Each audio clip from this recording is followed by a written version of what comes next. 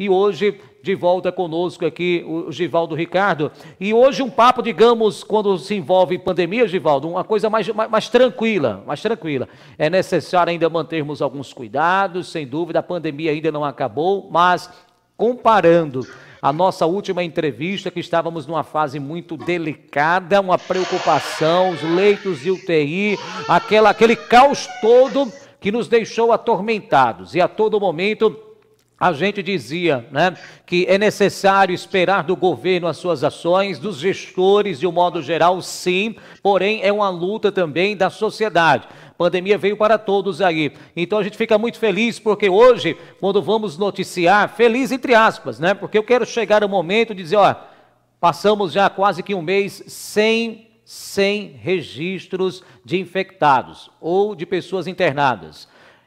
Lá na região de Goiás, nós perdemos um comunicador, né, vítima aí da Covid. Aqui, mais de perto, Rosário do Catete vai ter o seu gestor de volta a partir do próximo dia 1º de setembro. Passou aí por essas complicações, mas nós estamos num momento até que agradável. Sergipe está entre os estados que está aí mantendo o equilíbrio, Givaldo. Boa noite, seja bem-vindo ao Informe 93. Boa noite, prazer falar com você mais uma vez. Obviamente que nós tivemos outras circunstâncias muito mais difíceis de conversar. Eu lembro que eu conversei com você na última vez, nós estávamos com 860 pessoas internadas. Nós tínhamos 240 leitos de UTI, sendo que todos estavam ocupados, e nós ainda tivemos a criação de uma fila que chegou a 80 pessoas. Então, um momento realmente de muita dificuldade. Mas a sensação de dever cumprido, essa é a sensação que o governo de Sergipe tem. Para você ter uma ideia, Luciano, nós tivemos recentemente os melhores dados do Brasil.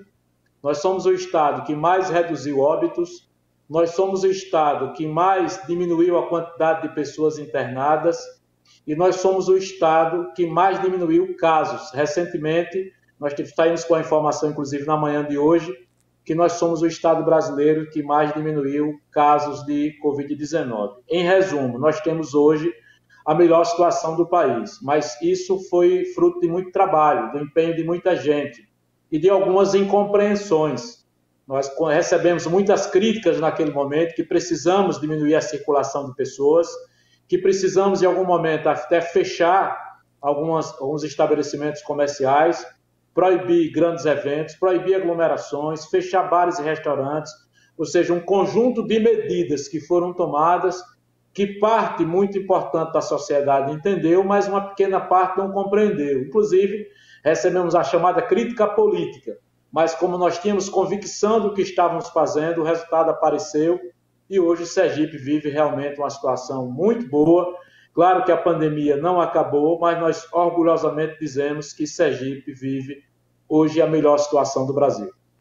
Nós estamos percebendo cada vez mais, uma das grandes preocupações da população era justamente a questão vacinação. Cadê as vacinas? E nós estamos observando que cada vez mais os lotes estão chegando e tão logo, se continuar da maneira que estamos visualizando aí dos últimos dias, nós teremos em breve uma boa porcentagem da população sergipana já vacinada, Givaldo.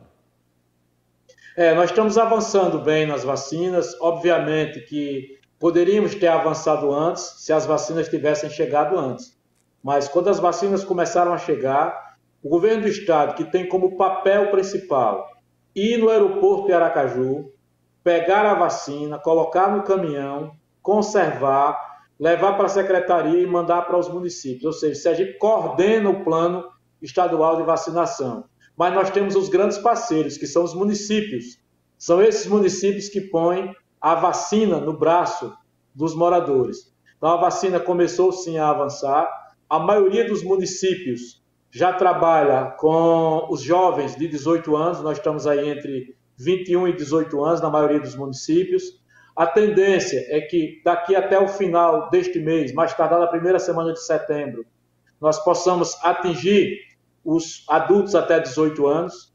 Existe já, Luciano, uma vacina autorizada para aplicar em adolescentes, que é a vacina da Pfizer, que pode vacinar de 17 até 12, e o Estado de Sergipe está antenado, acompanhando as pesquisas, acompanhando o movimento na Anvisa e no Ministério da Saúde, para verificar a autorização para usar outras vacinas, como a AstraZeneca, a Coronavac e a própria Janssen, que não há autorização ainda para vacinar adolescente, mas a da Pfizer já há uma autorização. Então, o que é que pode acontecer?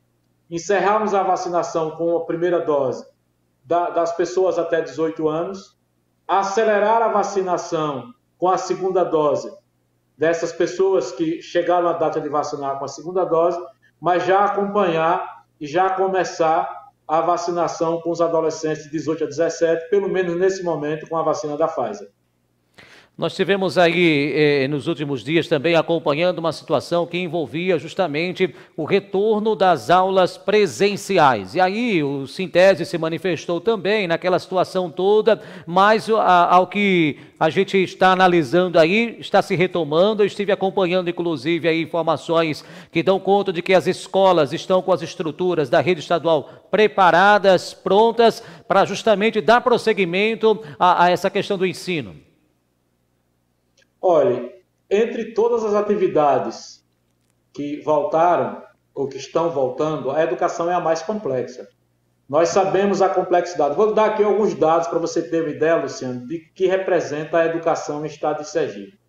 Envolvidos diretamente com a educação, entre a educação estadual, a educação dos municípios, o ensino superior, nós temos cerca de 700 mil pessoas envolvidas.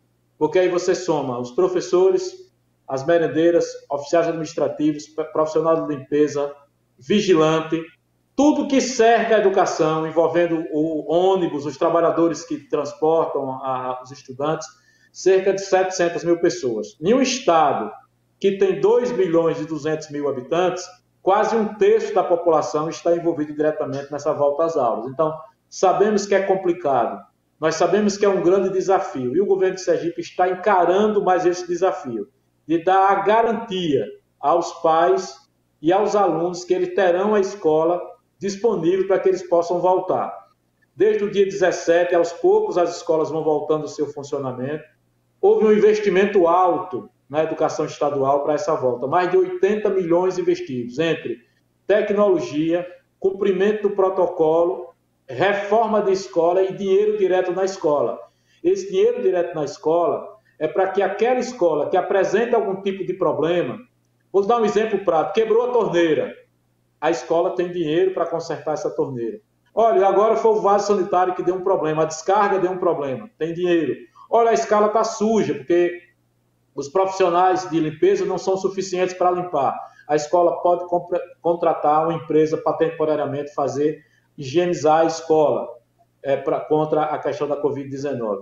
Foi investido dinheiro em sinalização, em distanciamento, tudo foi feito para que a escola esteja em um ambiente o mais seguro possível. Aí se você me perguntar, ô Givaldo, não vai ter caso de Covid-19 nas escolas não? Vai. Por quê? Porque a transmissão hoje no Brasil ela é comunitária. Ela pode acontecer em qualquer ambiente. Acontece na escola, na igreja, no restaurante, no bar, na sua casa. Por exemplo, que Deus nos livre, um membro de sua família se contamina, ela vai contaminar você. Mas a gente não pode culpar, nem colocar essa carga toda na escola.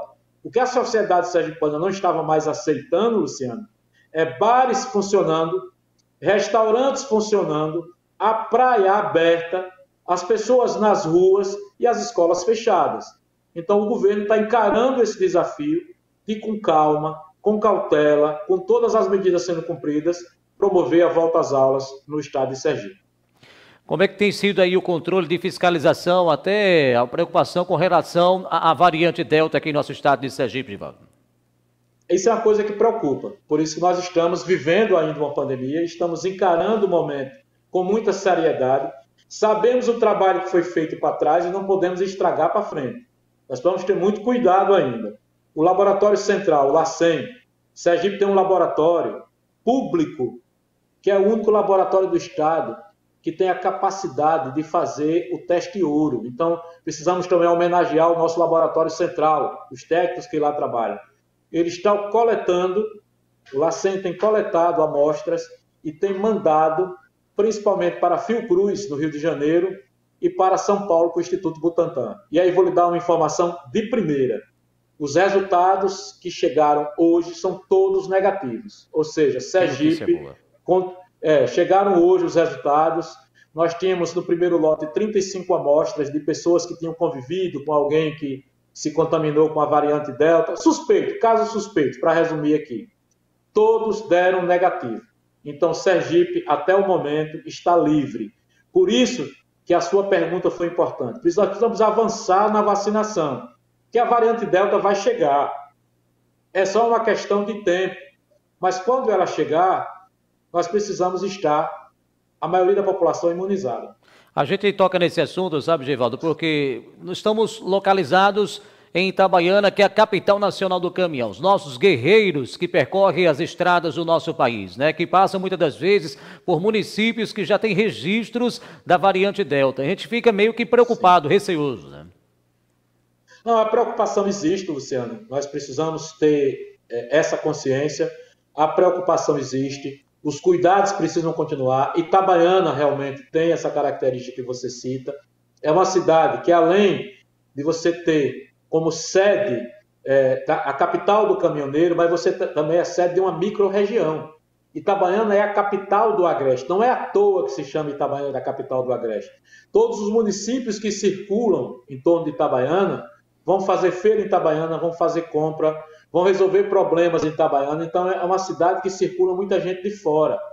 Então, é claro que esse risco existe. É claro que a saúde está acompanhando. Nós temos também em Itabaiana a Secretaria Municipal de Saúde, que tem funcionado também como parceira, para que a gente vá fazendo essa amostragem. Se aparecer a variante, a gente possa isolar as pessoas. Nós estamos agora fazendo outra testagem em massa. Itabaiana, recentemente, o estado de Sergipe, o governo do estado fez uma testagem também em massa em Itabaiana. Estamos fazendo mais testagens em parceria com a UFS, para que a gente saia buscando. E no momento que encontrar, saber isolar essas pessoas para que não haja uma contaminação muito rápida. Outra coisa que está se fazendo também, Luciano, é mantendo a estrutura de saúde montada. Nós temos uma estrutura de saúde montada em Sergipe ainda, principalmente os leitos de UTI. Não estão todos, porque parte desses leitos estão agora como UTI geral. Parte dos leitos que eram Covid foram transformadas em UTI geral. Mas se tiver um problema rapidamente, você reloca rapidamente. Não foram desmanchados os leitos. É bom que isso fique claro. Nós temos uma estrutura em Sergipe que comporta 240 leitos de UTI.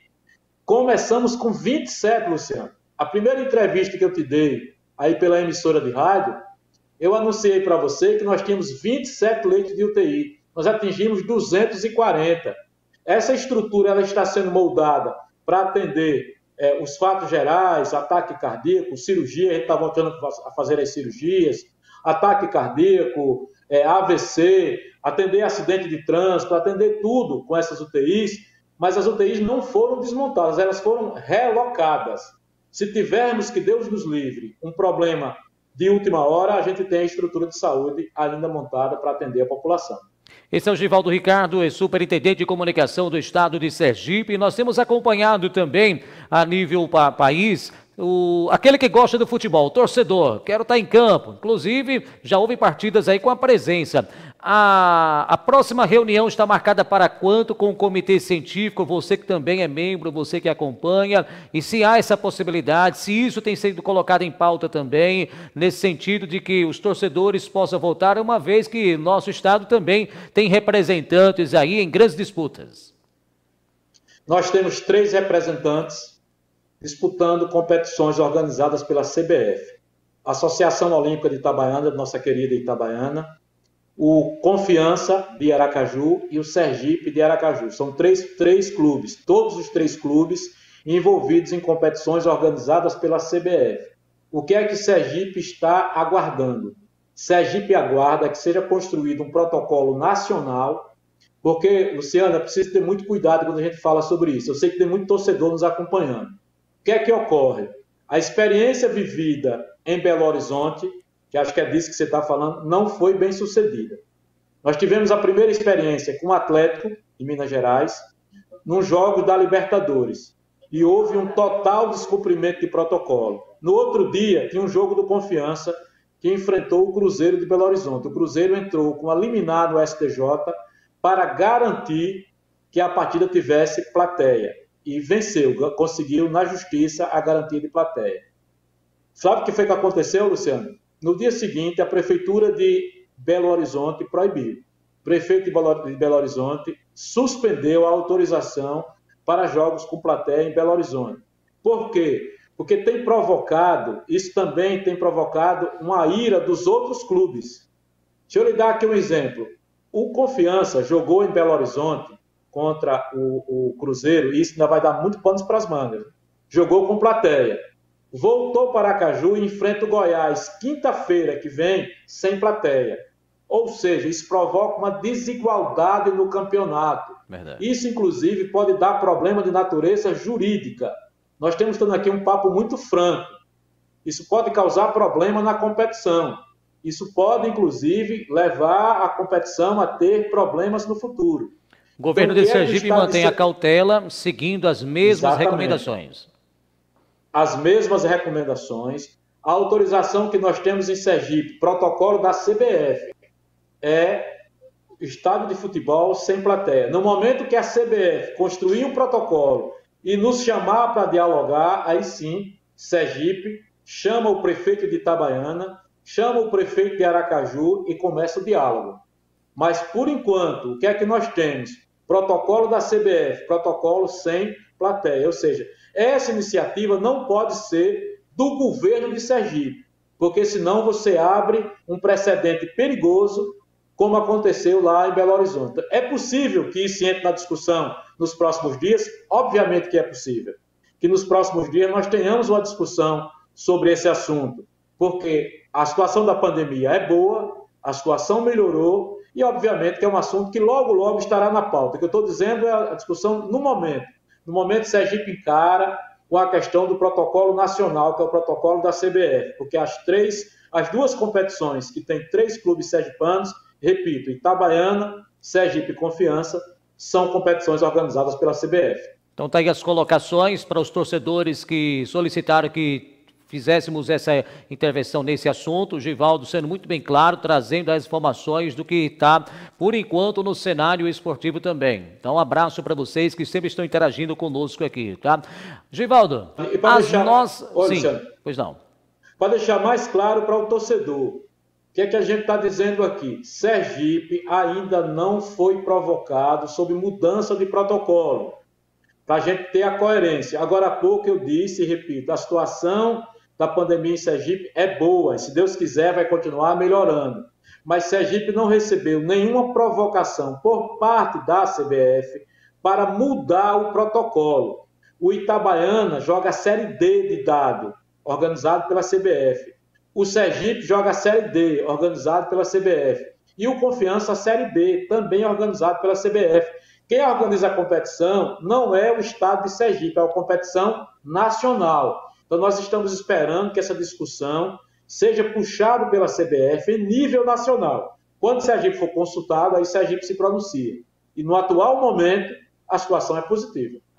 Givaldo, para a gente poder fechar um assunto que a gente sempre a gente toca, né? É com relação às nossas rodovias. Como é que está aí as nossas rodovias estaduais, o trabalho de recuperação de trechos que, inclusive, estão críticos ainda? Olha, o Estado de Sergipe lançou um programa chamado Pro Rodovias, que nesse primeiro momento a intenção é recuperar 500 quilômetros de rodovia, mas podemos chegar a 800 quilômetros, praticamente metade da malha viária do Estado. Na região agreste, na região aí de Itabaiana, nós tivemos recentemente dando 2 ordens de serviço. Eu quero aproveitar para explicar isso aqui, que é uma ordem de serviço na rodovia que liga Itabaiana até a cidade de Lagarto e a outra de Campo do Brito até Macambira. Estamos com dificuldade de dar volume de obra a essas 2 estradas em virtude do tempo chuvoso. Os empresários têm nos explicado que estão com muita dificuldade, porque tem chovido bastante e o que eles têm conseguido fazer é serviço mais leve. Estão resolvendo o problema dos acostamentos, cortando o mato, fazendo alguns serviços assim, mas volume de obra a gente não tem ainda nessas 2 rodovias. Quando estiar um pouco mais, quando passar a chuva um pouco mais, aí a população vai ver as obras tomando corpo. As outras obras que começaram antes estamos aí no processo de finalização, muitas obras deverão ser inauguradas agora no mês de setembro. A Tobias Barreto Lagar deve ser inaugurada agora no mês de setembro, Buraco Cardoso aqui da BAN, agora em setembro, Poço Verde até Pinhão, e de Simão Dias até Poço Verde, esse trecho todo aí do Agreste a gente deve estar inaugurando agora no mês de setembro. Eu só quero explicar que as duas rodovias que nós temos ordem de serviço agora, tem aproximadamente 15, 20 dias, não tem volume ainda, mas um pouquinho de paciência. Quando a chuva passar, essa obra ela vai ser tocada normalmente. Givaldo, obrigado aí mais uma vez pela sua atenção, pela sua entrevista. Nós estaremos contactando sua pessoa para mais um bate-papo, que na verdade essa entrevista ela se torna um bate-papo porque você é um cara muito aberto a responder todos os questionamentos e a gente fica feliz quando nos deparamos com profissionais dessa natureza que está aí para bater um papo, num dito popular, às claras para com a sociedade. Obrigado de coração pela atenção. Obrigado a você, Luciano. Boa noite para todos. Aí conversamos com o Givaldo Ricardo, superintendente de comunicação do estado de Sergipe.